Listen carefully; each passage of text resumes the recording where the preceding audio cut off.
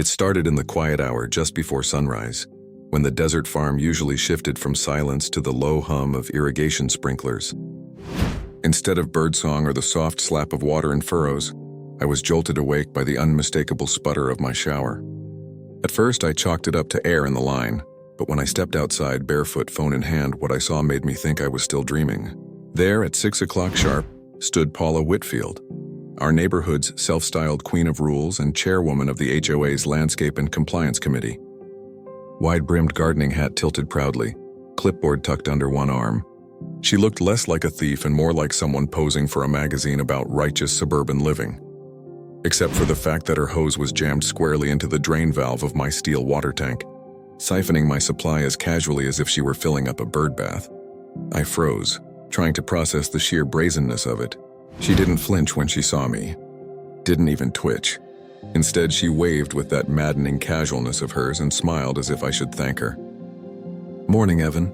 Just helping with water conservation." The audacity of her words stung more than the sight of that muddy streak carving a path away from my tank. My water, hours of pumping and storing, was vanishing into a hose that snaked across to her field. I should have been fuming, but in the moment I felt confused. Like my brain needed permission to accept what my eyes were telling me.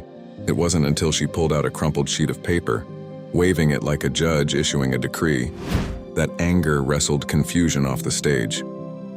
"This is all above board," she said, voice polished with smug authority. The paper, adorned with neat formatting and an HOA letterhead, wasn't a violation notice, not even an official order. It was just a compliance reminder, a polite nudge about minimizing water waste during the drought. Paula held it like the 10 Commandments. "Paula," I said, struggling to keep my voice level while angling my phone upward to record, "that's my water tank. You can't just drain it." She blinked at me as if I'd asked her to stop breathing. "It's not illegal. Evan, we're in a drought and the HOA guidelines are clear. Resources should be redistributed equitably for the greater good." She actually said redistributed, like she was some visionary leading a noble crusade rather than a neighbor stealing at dawn. Her justifications only thickened the knot in my chest. My showers were sputtering, my crops were thirsty, but apparently I was the one being unreasonable. Paula didn't see herself as a thief. She saw herself as chairwoman genius, leading us toward winning Best Landscaped Farm finalist as if it were the Nobel Prize. I had to give her one thing. She was creative. Twisted but creative. Standing there, she looked like someone convinced they were making history, while the rest of us just hadn't caught up yet. Still, I wasn't about to let her siphon away what little I had stored. I walked directly to the valve, flipped it closed, and yanked her hose loose. Water sloshed back and spilled across my boots, but the siphon broke. Paula huffed, face tightening into a mask of disbelief like I was the rude one. "This won't stand, Evan. The community will hear about this." Her tone dripped with the same fury of a queen scorned, stripped of her throne in front of a peasant. I shrugged, recording her every word. "Good," I said, looking forward to it. That exchange should have been the end of it, but something unsettled me as I watched the hose coil back to the dirt. Paula hadn't tried to hide what she was doing. She acted like she had authority, as though the HOA's compliance reminders had the same weight as a signed ordinance. Worse, she was so confident in her defense it made me wonder, had she been doing this longer than I realized? Were other neighbors losing water, chalking it up to bad pressure while Paula quietly played redistribution queen every morning? The next morning's whistle confirmed it wasn't a one-time stunt. At 6:05 sharp, that same sharp hiss of discharged water sounded again. Not Paula in plain sight this time, but the crescent of wet ground near the valve betrayed her ghost. I scrolled through chat notifications pinging on my phone. Showers sputtering, sprinklers dead, angry emojis filling the farm community thread. Too many voices, same time frame. A pattern was forming before my eyes. Paula's theft wasn't just about me anymore. It was about all of us. As I locked the valve and set my alarm earlier for the next day, one stubborn thought wouldn't leave my head. Standing by that tank, hose in hand, Paula looked proud as if she had solved the drought. But I knew better. She wasn't solving anything. She was unraveling something she didn't understand, and she had chosen the wrong farm to mess with. The thing about farming life is, you get trained to notice patterns. When water flows too quickly in one furrow, you know the soil's eroding. When a pump skips a beat, You hear the rhythm shift before the mechanics fail. So when my shower sputtered 2 mornings in a row, always at 6:05, I knew stubborn coincidence had just taken on the shape of a problem. That sharp whistle sound wasn't just my imagination. It was a signal, regular as a clock, that something larger was happening underground. Scrolling through the community group chat on my phone revealed more than a dozen messages, all time-stamped within minutes of each other. Farmers complaining that sprinklers wouldn't start, showers weak as drizzles, machinery filling at half the normal rate, uniform irritations, ripple-like, all hitting between 6:05 and 6:20 each morning. Too many voices for this to be bad luck. My screenshots filled up fast, timestamps, angry texts, screenshots of emojis building into digital frustration. The common denominator, though no one dared to name it outright in the chat, was Paula. Already whispers were forming in the margins. Did the compliance chair mess with water flow? Has anyone noticed her hoses stretching across plots? She was known to keep her clipboard constantly tucked under one arm, wielding guidelines like weapons. I could almost see the pattern forming in real time. Paula stealing water in the name of community, while the community itself suffered silently, too bewildered to draw straight lines between cause and effect. And here's where my background came in. I wasn't just a farmer. Half my career had been spent as a mechanic, fiddling with irrigation systems so stubborn you had to learn hydraulics to survive. Water is predictable if you follow its paths, from storage to pipe to pump and back again. The hose Paula had jammed into my tank wasn't just draining water from one place to another. It was part of a broader system that had been buried decades ago. My father used to curse those pipes, complaining they were more complicated than tractors. They weren't just decoration. They were designed connections that tied individual farms into something bigger. The suspicion kept gnawing. If water was leaving my tank with clockwork precision, then something else had to be replacing it. Otherwise, the tank would be dry by day 2. That meant water was flowing in upstream through the main line. And if that was happening, it would affect every property tied to the ring. Paula wasn't simply sneaking a little water into her plot. She might have been unknowingly tugging at the pressure web that bound half the tract together. I needed expertise. Enter Rick Dawson. Around here, Rick was the irrigation guru, the person you called when you got tired of watching water misbehave. He installed smart systems, linked sprinklers to satellites, and had access to the city's water conservation rebate program. More importantly, he had something I didn't: a digital key to the city's monitoring dashboard. That meant he could pull pressure readings for whole blocks, not just my farm. We met at the coffee shack by the grain depot, the unofficial court where farmers swapped gossip before dawn. Rick showed up with his tablet under one arm and that gruff expression that told me he'd already been digging. "You're going to want to see this," he said, sliding the screen toward me. I expected lines and numbers. What I saw looked more like a thermal map. Colors pulsed across a digital grid: blue for high pressure, green for stable, yellow for sagging, red if something was failing outright. My farm sat there in green, but surrounding it, an ugly patch of yellow spread across Paula's tract and into 5 other properties. Rick tapped the glowing zone. "See this cluster? Half of these farms filed for a rebate worth 40 grand. Problem is, every time the system records a dip in pressure, their eligibility shrinks. An anomaly in the data equals disqualification, $40,000. Suddenly, Paula's manic desperation to win Best Landscaped Farm finalist made sense. She wasn't just feeding her ego by draining tanks. She was chasing a prize: federal drought money tied directly to pressure reports. And she had been so obsessed with winning that she never realized she was actively sabotaging herself. Rick scrolled deeper, unlocking engineering notes from the 90s. My eyes froze on a word: backup ring. He explained. During the Great Drought 3 decades ago, the city had installed a secondary lifeline, a hidden network of junctions designed to kick in when the main supply dropped. "Think of it like a backup generator," Rick said, "only for water. Each tank connected, pulling and pushing just enough to stabilize flow under stress." "And your property?" Rick asked, staring at me as if I'd been hiding a secret I didn't even know. "It's showing up as a junction point, which means your tank isn't just a tank. It's a regulator, part of the backup network. If someone messes with it, say by siphoning it every morning, it triggers the ring automatically." Pieces clicked together in my mind. The whistles at 6:05, The sputtering showers in the chat group. The yellow zone on Rick's tablet. Paula's hose wasn't just theft. She had been jerking strings tied to the whole web.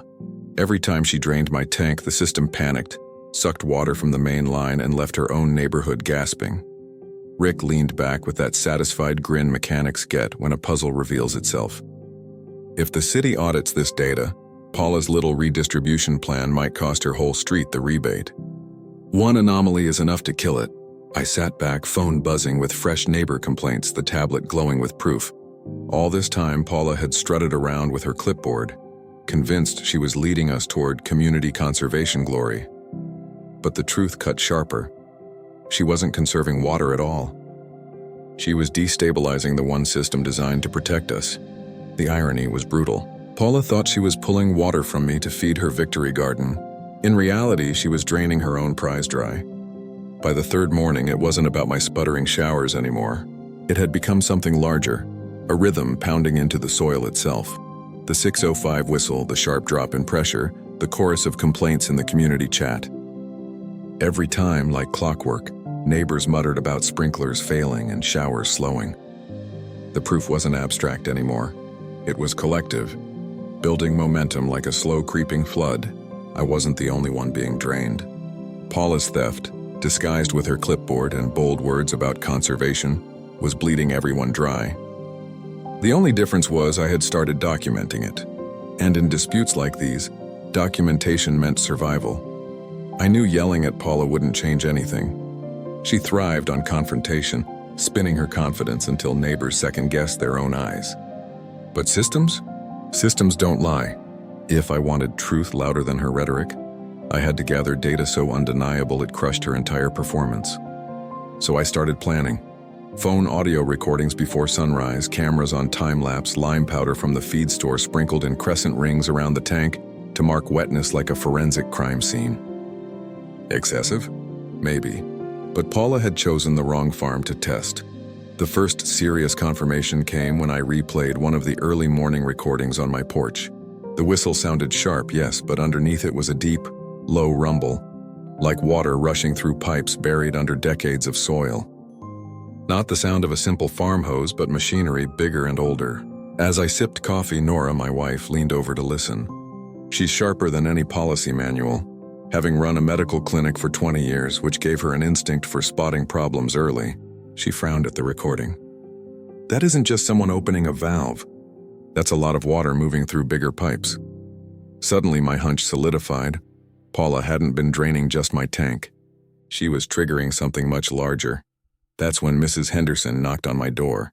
70-something years old, apron still tied from morning baking. She had lived in our neighborhood long before HOA committees sprouted up like weeds. She didn't waste time on pleasantries. "You folks noticing anything odd with the water?" she asked. When I explained Paula's sunrise routine and the strange recordings, she nodded slowly, eyes narrowing in recognition like someone connecting decades-old dots. "You know," she said, "this sounds awfully familiar. Back in '92, during the big drought, they installed a backup system, a pressure-sharing network. I was at those meetings. People argued for hours about tying 6 properties to a single tank. Raised voices waving papers, sweaty farmers shouting about fairness. I remember your land specifically, Evan. They circled your lot in red ink, said it would act as the junction point, stabilize flows when the main couldn't keep up." From her apron pocket, she pulled out a small notepad, sketching crude diagrams from memory. Rows of folding chairs in a dusty Grange hall. Farmers eventually signing reluctant agreements. Trucks pulling in the next morning to bury pipes. My heart thudded. What she described clicked perfectly with Rick's pressure map. My tank wasn't a simple holding cylinder. It was the keystone in a backup water ring. Paula hadn't stolen just my personal water. She had unknowingly hijacked emergency infrastructure tying half the block together. Every 605 siphon created a domino effect, drawing water backwards through the ring, starving her own neighbors while she imagined herself a conservation hero. Nora pressed the question, were there official records? Permits, anything traceable, not just memory? Mrs. Henderson smiled knowingly. Yes, my late husband worked on the county water board. He kept copies of everything, blueprints, permits, inspection reports in our barn filing cabinet. They're still there if you want them. That revelation was dynamite. If the system was formally documented and never decommissioned, Paula's theft wasn't just an HOA squabble. It was tampering with municipal infrastructure. That meant city inspectors, ordinances, and consequences beyond Paula's clipboard under the desert sun. I spread those old papers across my barn workbench that evening, when Mrs. Henderson delivered them in a manila folder. The documents were yellowed, smelling faintly of dust and oil, but the ink was clear. Connection diagrams showing my tank as a junction point, permits tied to federal drought funding, injunctions requiring annual inspection during the 1990s. The system had been mothballed, not erased. Legally, it still existed. The gravity sank in. I wasn't just defending a farm. Paula's antics might have activated a dormant county safety net built to protect dozens of properties. If inspectors saw anomalies in their data, and thanks to Rick, they would, then the hammer wouldn't fall on me but directly on Paula. Sure enough, Saturday morning arrived with the county inspector's van crawling into the farm lane. Out stepped technicians with pressure gauges, flow monitors, and clipboards that actually mattered. They examined my chalk rings, studied water stains like detectives at a crime scene, and nodded at my time-lapse footage. The low rumble recorded in my audio app. They heard it too, tracing it to the backup ring. By mid-morning, their readings confirmed. Someone had been draining my tank, triggering reverse flows into the system, disrupting service downstream. For the first time in weeks, I felt the balance shift. It wasn't my word against Paula's anymore. It was me standing beside county inspectors, stacked with charts and blueprints, while a bureaucratic storm gathered over her head. The awakening began in the neighborhood itself, as whispers transmuted into certainties. Farmers no longer just complained in chat rooms.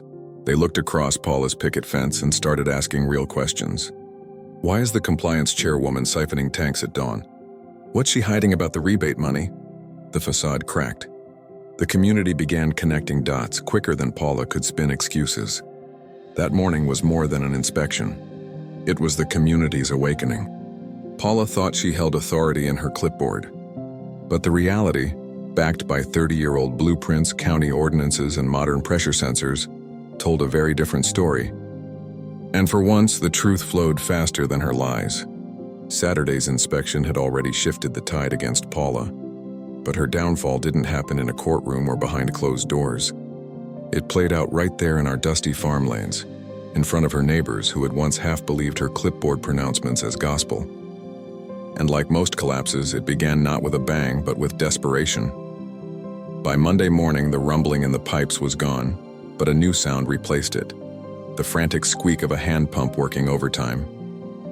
When I looked across the field, Paula was hunched by her barnyard, sweating through her wide-brimmed gardening hat, gripping the handle of a portable pump like she was trying to resuscitate a drowning animal.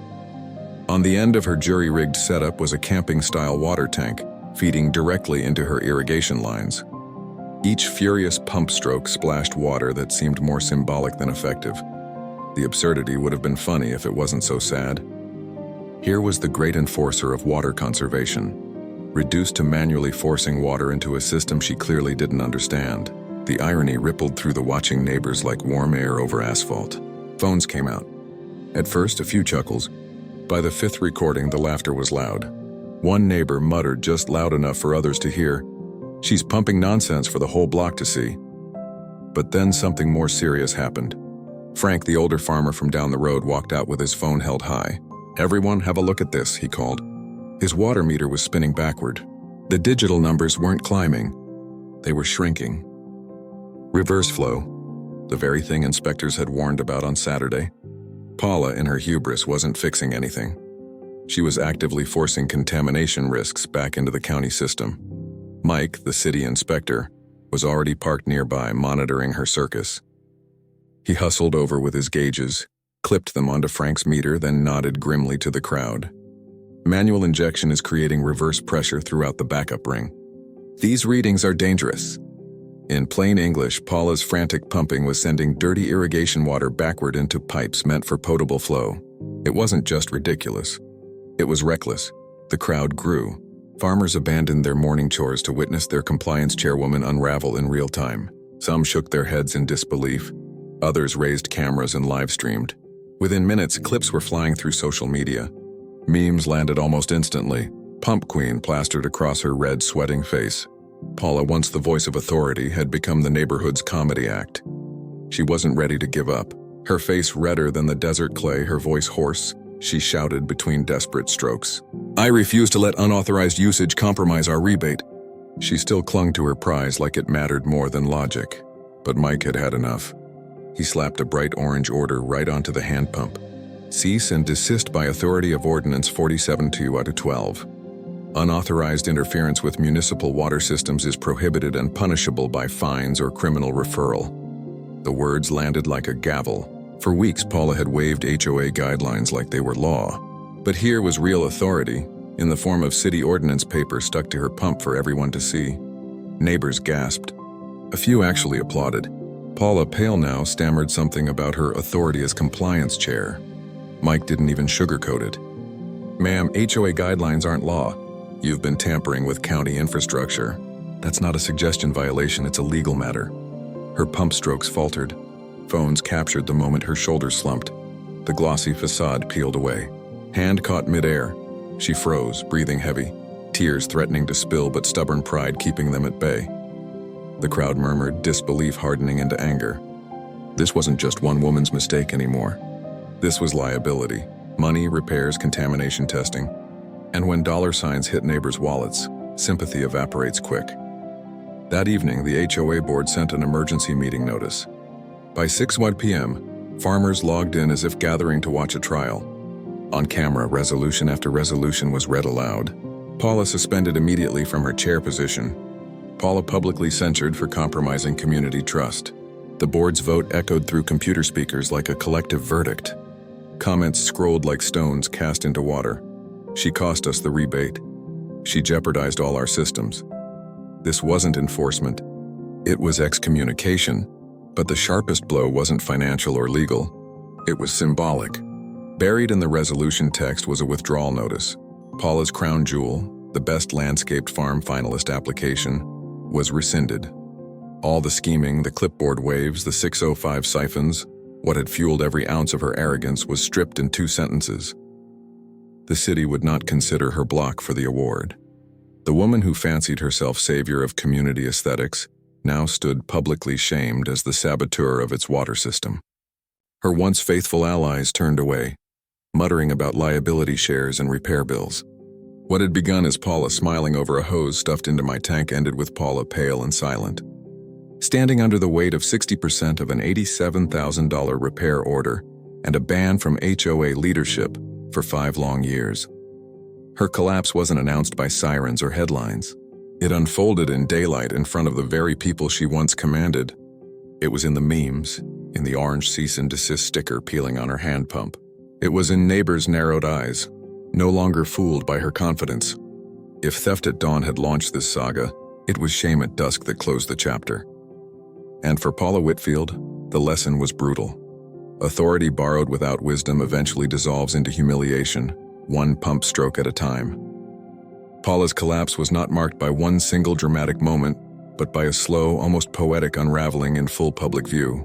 By the time the HOA board had voted her out, censured her name, and saddled her tract with the lion's share of the $87,000 repair bill, the image of her self-assured clipboard routine had disintegrated like paper left out in a storm. Her infamous hand pump fiasco had already gone viral in neighborhood chat groups, replayed until the nickname Pump Queen stuck like a brand she'd never shake. But humiliation was only the opening act of her exit. The real hammer fell in financial form. The emergency assessment notice hit inboxes with surgical cruelty, precise dollar amounts owed by each block. Paula's number was staggering, over $31,000 billed directly as the primary cause of the system failure. Her immediate neighbors, the unlucky ones tied to the same backup ring, owed smaller but still painful sums. For a while, people muttered about lawyers and appeals, but the ordinance backing the city's enforcement was airtight. Money had to be paid or liens would follow. Suddenly, those who once praised Paula's leadership now eyed her as a liability, dragging them into financial quicksand. From my porch, I watched her face these realizations in stages. First came the defiance. Late phone calls, hurried conversations with anyone who would listen, muttered protests about misunderstanding. Then denial, telling passerby neighbors that officials were exaggerating.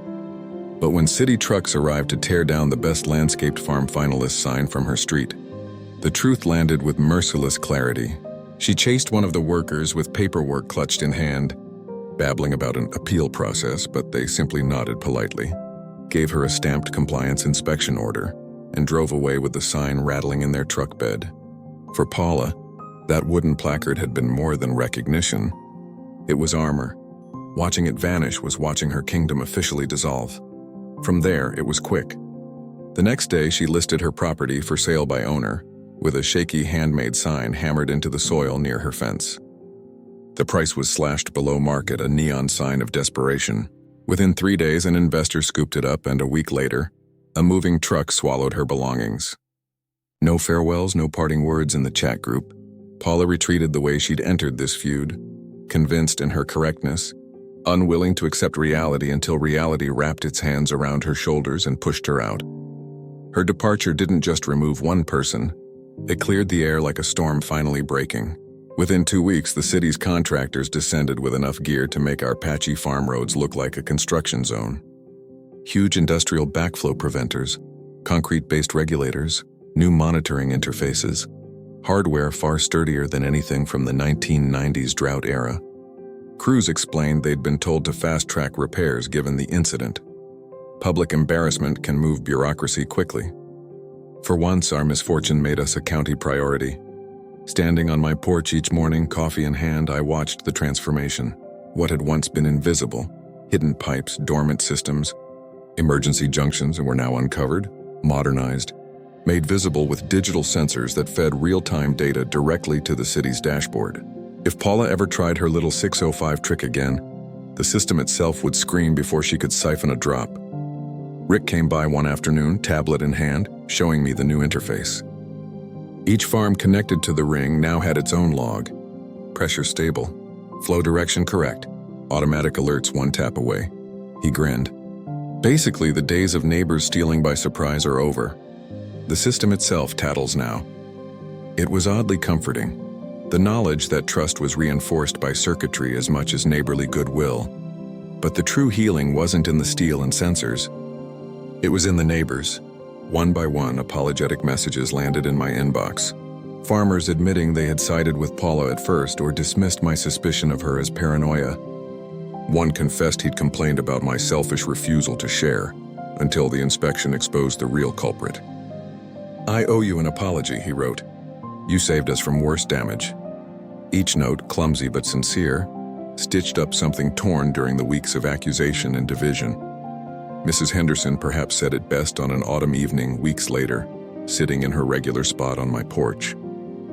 Watching the irrigation lines now flow smoothly, she reminisced about that chaotic meeting back in '92 when the backup system was first approved. "We designed it as protection, Evan," she said, shaking her head, "not as a tool for one neighbor's power trip. Funny how 30 years later it took the same system to teach us the same lesson. Rules don't matter if you twist them. Reality always wins." She was right. For me, the sweetest part of victory wasn't Paula's downfall, or even the city letter restoring our community's eligibility for the $40,000 rebate after the upgrades were certified. It was this.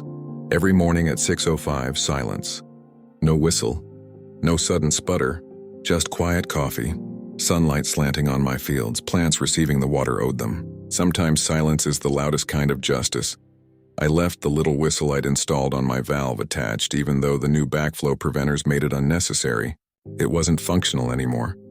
It was a reminder that small things, $10 gadgets, old sketches in a neighbor's apron pocket, a few stubborn screenshots, had unraveled an entire empire built on arrogance. Perhaps the real legacy wasn't mine, or Paula's, but the community's. We learned to connect dots instead of swallowing proclamations. We learned that HOA titles on clipboards die quickly when tested against blueprints, inspectors, and reality itself. And above all, we learned that water, like truth, will flow where it's meant to, no matter who tries to steal it at dawn.